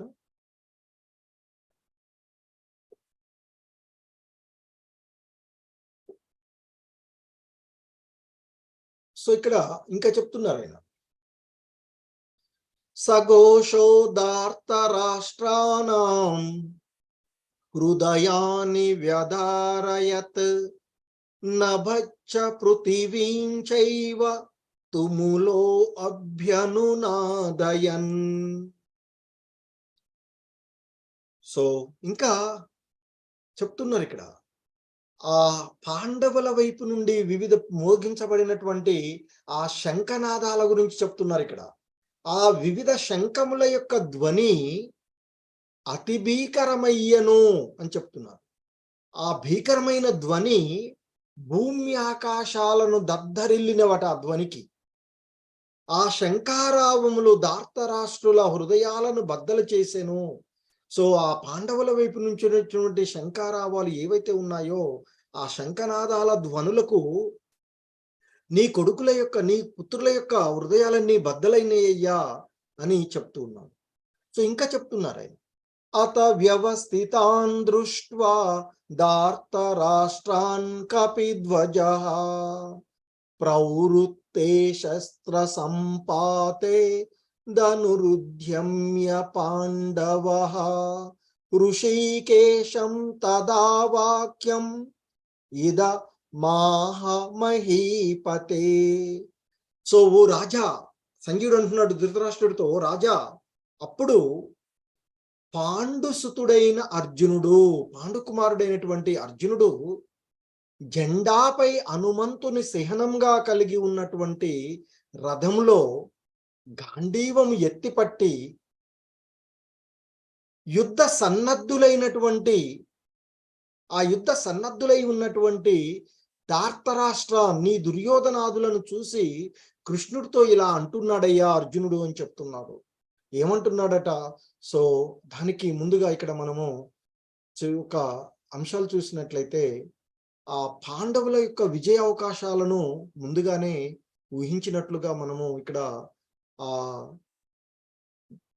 స్థల ప్రభావం, ధర్మక్షేత్రము అనేటువంటి ప్రదేశము, రెండవది ఆ అర్జునుడు రథము, మహారథం, అది అగ్నిదేవుడు వరంగా ఇచ్చినటువంటి ఆ దివ్యమైనటువంటి రథము.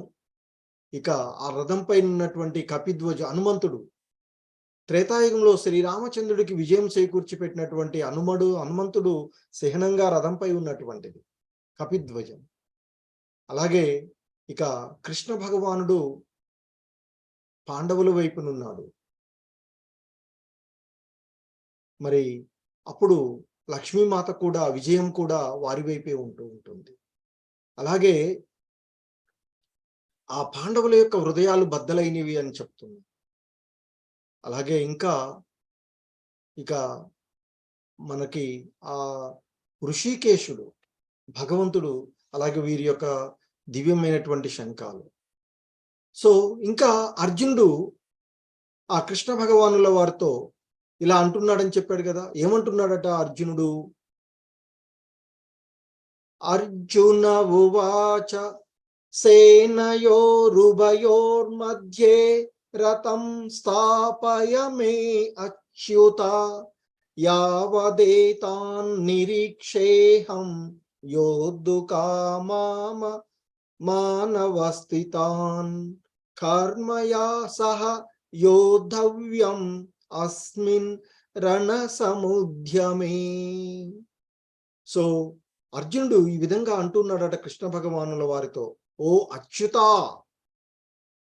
నా రథమును రెండు సైన్యాల మధ్యలో నిలుపుము, తద్వారా ఈ మహాయుద్ధ రణరంగంలో నేనెవరెవరితో యుద్ధం చేయవలసి ఉన్నదో సూచు అవకాశము నాకు కలుగుతుంది. అర్జునుడు అన్నాడు, సేనయోరుభయోర్మధ్యే రథం స్థాపయ మే అచ్యుత. అంటే నా రథాన్ని ఈ రెండు సైన్యాల మధ్యలో నిలిపవయ్యా, తద్వారా నేనెవరెవరితో యుద్ధం చేయవలసి ఉన్నదో, ఈ మహాయుద్ధ రణరంగంలో నేనెవరెవరితో యుద్ధం చేయవలసి ఉన్నదో చూసేటువంటి అవకాశం నాకు కలుగుతుంది అని అన్నాడట. సో ఇంకా సంజయుడు చెప్తున్నాడు, సంజయ ఉవాచ ఏవముక్తో హృషీకేశో గుడాకేశేన భారత సేనయోరుభయోర్मध्ये స్థాపయిత్వా రథోత్తమం. ఇక సంజయుడు చెప్తున్నాడు, ఓ భరతవంశీయుడా, అర్జునుని చేత ఆ విధంగా సంబోధించబడిన వాడై శ్రీకృష్ణ భగవానుడు ఉత్తమమైనటువంటి రథమును ఇరు సేనల నడుమ నిలిపాడు. ఆ రథాన్ని, అర్జునుడి యొక్క రథాన్ని, ఆ ఉత్తమమైనటువంటి రథాన్ని అటు కౌరవులు పాండవుల యొక్క సైన్యంలో మధ్యలో నిలిపాడట. సో నిలిపి ఇలా భీష్మ ద్రోణ ప్రముఖతః సర్వేషాం చ మహీక్షితాం ఉవాచ పార్థ పశ్యైతాన్ సమవేతాన్ కురునితి. సో ఇంకా చెప్తున్నారు ఇక్కడ సంజయుడు, భీష్ముడు, ద్రోణుడు మరియు ఇతర భూపాలకుల సమక్షమున శ్రీకృష్ణుడు, ఓ పార్థ, ఇచ్చట కూడి ఉన్నటువంటి కురు వంశీయులందరినీ గాంచుము అని పలికాడట. సో ఇక్కడ యుద్ధంలో సమావేశం, నువ్వు అన్నావు కదా మరి చూస్తానని. సో ఇక్కడ సమావేశమైనటువంటి అంటే ఆ భీష్ముడు, ద్రోణుడు, ఇతర భూపాలకుల సమక్షంలో, అంటే ఆ ఇతర రాజులు ఎవరైతే యుద్ధం చేయడానికి వచ్చారో వారి యొక్క సమక్షంలో కృష్ణుడు అర్జునుడితో అంటున్నాడు, ఓ పార్థ, ఇచ్చట కూడి ఉన్నటువంటి కురు వంశీయులందరినీ గాంచవయ్యా అని అన్నాడట.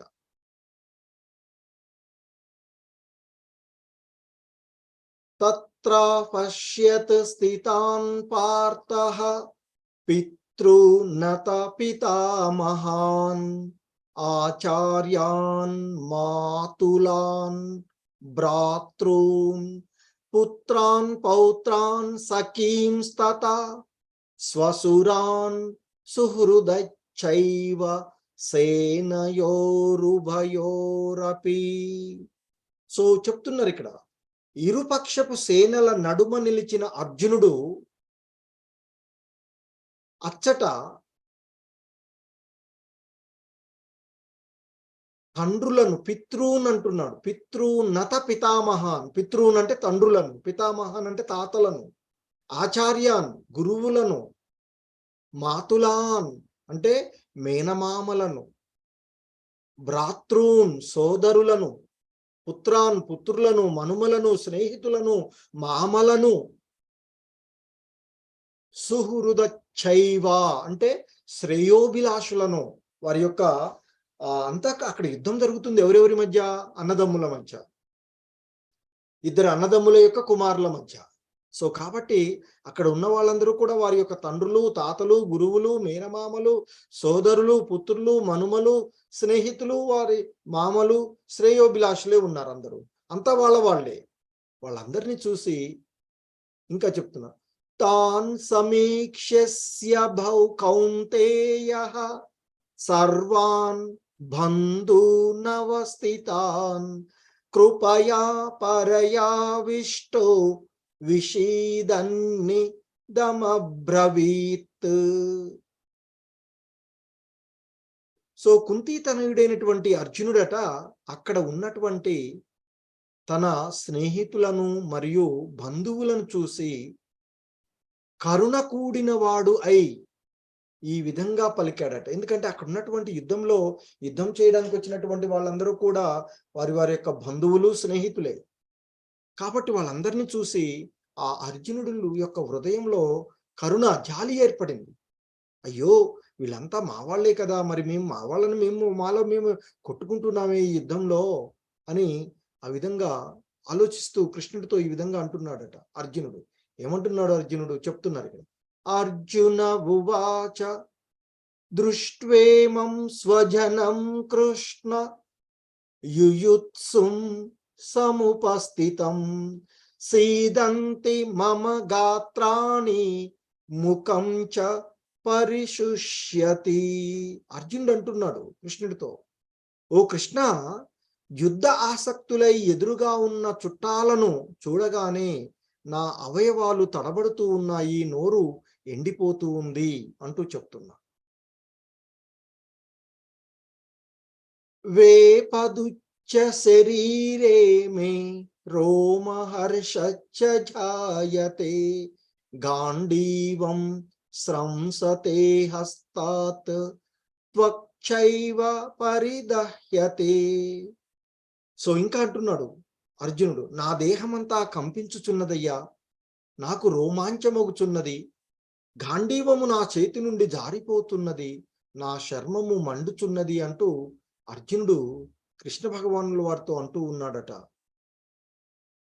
నశక్నోమ్యవస్థితాస్తాంతుం భ్రమతీవ చ మే మనః నిమిత్తాని చ పశ్యామి విపరీతాని కేశవ. సో ఇక్కడ నేను ఏమాత్రము నిలబడలేకపోతూ ఉన్నాను, నన్ను నేను మర్చిపోతూ ఉన్నాను, నా మనసు చలించుచున్నది. ఓ కృష్ణ, ఓ కేసి సంహార, కేవలము అశుభ శకునములే నాకు కనబడుతూ ఉన్నాయి అంటూ చెప్తున్నాడు. ఇక్కడ విపరీతాన్ని కేశవ అంటే అర్జునుడు శ్రీకృష్ణ భగవానుల వారిని కేశవాన్ని సంబోధిస్తూ ఉన్నాడు. కేశవ అంటే కేసి అనేటువంటి మహారాక్షసుని సంహరించినటువంటి వాడు కృష్ణ భగవాను. సో ఇక్కడ నాకు అన్ని కూడా విపరీతాలే గోచరిస్తూ ఉన్నాయి అంటూ చెప్తున్నాను. ఇప్పుడు నేను ఇక్కడ ఏమాత్రము నిలబడలేకపోతున్నాను, నన్ను నేను మర్చిపోతూ ఉన్నాను, నా మనసు చలించుచున్నది, భ్రమతీవచ మే మన అంటున్నాను. సో ఓ కృష్ణ, ఓ కేసి సంహారి, అన్ని అశుభ శకునాలే నాకు కనబడుతూ ఉన్నాయ్యా, ఏమాత్రము ఈ యుద్ధం మంచిగా అనిపించడం లేదు, ఈ యుద్ధం ద్వారా ఏమాత్రం మంచి జరుగుతుంది అని నేను భావించడం లేదు, అన్ని అశుభ శకునాలే నాకు కనిపిస్తూ ఉన్నాయి అని చెప్తుంది. సో సాధారణంగా మనము స్ట్రెస్కి గురైనప్పుడు కలిగేటువంటి భావాలు ఇవన్నీ కూడా అర్జున్లో కలుగుతూ ఉన్నాయి. అవయవాలన్నీ కంపిస్తూ ఉన్నాయి, నోరు ఎండిపోతూ ఉంది, దేహం అంతా కూడా మొత్తం కంపించుచున్నది, వెంట్రుకలు రోమాంచమవుతూ ఉన్నాయి, చేతుల్లో ఉండే వస్తువు జారిపోతూ ఉంది, చర్మము మండుతూ ఉన్నది, కాళ్ళ కింద అంతా జారిపోతూ ఉన్నటువంటిది, మనసు మరచిపోతున్నటువంటి పరిస్థితి. ఇంకా ఆయన చెప్తున్నాడు, నచ శ్రేయో నుపశ్యామి హత్వా స్వజన మహావే నకాంక్షే విజయం కృష్ణ నచ రాజ్యం సుఖాని చ. సో ఇంకా అర్జునుడు అంటున్నాడు, ఓ కృష్ణ, ఈ యుద్ధంలో నా వారిని చంపడం ద్వారా ఏ విధంగా శ్రేయస్సు కలుగుతుందో నేను తెలుసుకోలేకున్నాను, కావున తదుపరి విజయము కానీ రాజ్యము కానీ దాని వలన కలిగే సుఖాలు కానీ నాకు అక్కర్లేదయ్యా అంటూ అర్జునుడు శోకతప్త హృదయుడై కరుణతో ఆ యుద్ధంలో తన వారే కదా అందరూ ఉన్నటువంటిది, మరి ఆ యుద్ధంలో వారిని అందరినీ చంపుకోవడం ద్వారా తమ బంధువులందరినీ చంపుకోవడం అనేటువంటిది ఏ విధంగా శ్రేయస్సు అవుతుందో నేను తెలుసుకోలేకుండా ఉన్నానయ్యా. కాబట్టి ఆ యుద్ధం చేయడము, యుద్ధం వల్ల విజయము కానీ, విజయం వల్ల వచ్చే రాజ్యం కానీ, ఆ రాజ్యం వల్ల వచ్చేటువంటి సుఖాలు కానీ నాకు అక్కర్లేదు, నేను యుద్ధము చెయ్యను అంటూ అర్జునుడు ఆ శోకతప్త హృదయంతో విషాదవశనుడైనటువంటి అర్జునుడు కృష్ణ భగవానుల వారితో అంటూ ఉన్నాడు, నాకు సుఖాలు కానీ, రాజ్యం కానీ, ఆ విజయం కానీ నాకేం అవసరం లేదయ్యా, నేను యుద్ధం చేయనయ్యా అంటున్నాడు. అంటూ ఇంకా అంటున్నాడు, పాపమేవాశ్రయేదస్మాన్ హత్యైతానాతతాయినః తస్మాన్నరః వయం హంతుం దార్తరాష్ట్రాన్ స్వబంధవాన్ స్వజనం హి కథం హత్వా సుఖిన శ్యామ మాధవ. సో ఇక్కడ మళ్ళీ అర్జునుడు కృష్ణ భగవాన్ని మాధవాన్ని సంబోధిస్తున్నాడు. ఇటువంటి దుర్మార్గులను చంపినచో, ఎందుకంటే కౌరవులు అధర్మపరులే కాబట్టి వాళ్ళు దుర్మార్గులే, హాతతాయినా అని చెప్తున్నారు ఇక్కడ. మరి హాతతాయిలైనటువంటి ఆ దుర్మార్గులను చంపితే మాకు పాపమే కలుగుతుందయ్యా, ఈ యుద్ధంలో మేము కౌరవులు ఎలాగూ దుర్మార్గులే, మరి అటువంటి ఆ ఆతతాయిలను చంపినట్లయితే మాకు పాపమే కలుగుతుంది కనుక ఆ ధృతరాష్ట్రుని పుత్రులను మరియు బంధువులను చంపటము మాకు సరైనటువంటిది కాదు కృష్ణ అంటున్నాడు అర్జునుడు. ఓ మాధవా, సంబంధీకులను చంపుటం వల్ల కలిగే లాభమేమి? మేము ఎలా సుఖంగా ఉండగలము? మరి మా బంధువులందరినీ చంపుకుంటే మరి ఈ విజయాన్ని మేము ఎవరితో పంచుకోవాలి? నలుగురు ఉంటేనే కదా అందరితో సుఖ సంతోషాలతో ఉండేది మేము అని అర్జునుడు అంటూ ఉన్నటువంటి సందర్భాన్ని ఇక్కడ మనకు తెలియజేస్తుంది. సో సాధారణంగా దుర్మార్గులు శాస్త్రాలలో సూచించబడినటువంటి విధంగా 6 రకాలైనటువంటి దుర్మార్గ పనులు, అంటే ఇతరులకు విషాన్ని ఇచ్చి చంపేవాళ్ళు, ఇతరుల ఇళ్లకు నిప్పు పెట్టేటువంటి వాళ్ళు, అలాగే మారణాయుధాలతో అంటే దాడి చేసేటువంటి వాళ్ళు, అలాగే ఇతరుల యొక్క ఆస్తులను ధ్వంసం చేసేటువంటి వాళ్ళు, దొంగిలించేటువంటి వాళ్ళు, ఇతరుల పొలాలను స్థలాలను ఆక్రమించేటువంటి వాళ్ళు, ఇతరుల స్త్రీలను అంటే ఇతరుల భార్యలను కిడ్నాప్ చేసేటువంటి వాళ్ళు ఆతతాయిలుగా చెప్పబడతారు. వారంతా కూడా వెంటనే శిక్షకు అర్హులుగా చెప్పబడుతుంది శాస్త్రాలు. మరి అటువంటి వారిని వెంటనే సంహరించవచ్చు అని చెప్తున్నారు. సో కౌరవులు ఖచ్చితంగా ఈ 6 రకాలైనటువంటి పనులు చేసినటువంటి వాళ్ళు. అయినా అర్జునుడు అటువంటి ఆతతాయిలను చంపితే మాకే పాపం వస్తుందయ్యా అంటున్నాడు. సో ఇంకా చెప్తున్నాడు, అర్జునుడు కృష్ణ భగవానుతో అంటున్నాడు, రాజ్యకాంక్షాపరులైనటువంటి కౌరవులు వంశనాశనము గాని మిత్రద్రోహం వల్ల గాని కలిగే పాపాన్ని గ్రహించలేకపోతున్నారు.